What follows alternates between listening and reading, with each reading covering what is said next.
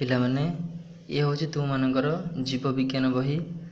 Paper 2 बही बा ACL बही मध्य आम तो कहुचे यही बही रे तुम 10टी अध्याय अच्छी 10टी अध्याय मध्य प्रथम 6टी अध्याय रे आम मैंने पढ़ा आम शरीर विभिन्न सब सिस्टम विषय जमीती कि प्रथम विषय पढ़ा डाइजेस्टिव सिस्टम बा आम जो खाद्य खाऊे से हजम होचे से विषय जानिबा। द्वितीय विषय श्वसन आम श्वासक्रिया फुसफुस केमती कौन कार्य करुच्ची से विषय जानिबो ताकू रेस्पिरेशन बोली कहुचे। तृतीय विषय जानिबा परिवहन संचालन इथिरे हमर हृदपिंड तार अवस्थिति केमती कौन कार्य करुच्ची रक्त केमती कौन संचालन होची से विषय जानिबो याकू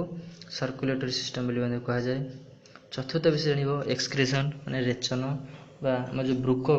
तार केमती कौन कार्य रही से विषय जानिबो। पंचम अध्याय रही नियंत्रण समन्वय ताकू मध्य इंग्रजी में कहे नर्भस सिस्टम आम जो स्नायु सब रही केमती कार्य कौन से विषय जान मस्तिष्क सुषुम्नाकांड यू विषय तापर जनन कहले आमर प्रत्येक जीव ता निजे भली गोटे नुआ जीव सृष्टि करें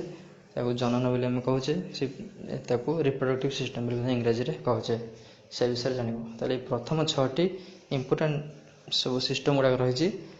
रही तुम वंशानुक्रम विवर्तन आउ शक्तिर उत्स आम परिवेश शेष रही प्राकृतिक संपदर संरक्षण ये सब विषय गुड़ी को आम गोटे गोटे कर डिटेल रे पढ़ा।